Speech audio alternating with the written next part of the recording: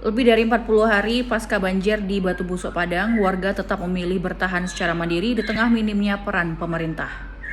Lebih dari 40 hari pasca banjir bandang di Batu Busuk, Kelurahan Kepalokoto, Kecamatan Pauh, Kota Padang, warga terdampak masih berupaya bangkit secara mandiri. Lambannya penanganan dan juga pendekatan yang dinilai keliru membuat masyarakat bertahan tanpa dukungan nyata dari pemerintah setempat. Banjir bandang akhir November lalu merusak pemukiman dan juga memaksa sekitar 80 kepala keluarga mengungsi. Hingga kini pembangunan hunian sementara dan juga hunian tetap yang dijanjikan pemerintah belum juga terrealisasi. Perhatian pemerintah kecamatan dinilai minim, bahkan Camat Pauh disebut belum pernah mengunjungi posko pengungsian sejak puncak bencana 28 November 2025 lalu.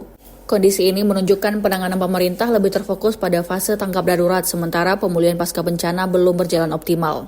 Dan juga di tengah keterbatasan, Karang Taruna Kelurahan Kepalokoto mengambil peran penting dengan mengelola posko, logistik, hingga membangun huntara secara swadaya dari donasi. Huntara tersebut sudah dapat dihuni dari 8 hari pasca bencana. Nah, kabarnya upaya pemerintah membangun huntara dan juga huntap terkendala persoalan tanah adat yang tidak dapat dijadikan hak milik. Akibatnya pembangunan hunian permanen belum bisa berjalan sama sekali. Sebagian warga mengungsi ke rumah kerabat atau lokasi lain, namun mayoritas tetap bertahan karena berprofesi sebagai petani. Karang Taruna di daerah ini kemudian berinisiatif berkoordinasi dengan Nini Mama untuk memanfaatkan tanah kaum melalui kesepakatan adat. Pembangunan juga dilakukan secara gotong royong bersama masyarakat, TNI, dan juga mahasiswa KKN dari sejumlah perguruan tinggi. Hingga berita ini diterbitkan, warga korban banjir di Batu Busuk masih bertahan di hunian sementara hasil swadaya sambil menunggu langkah konkret pemerintah dalam pemulihan pasca bencana.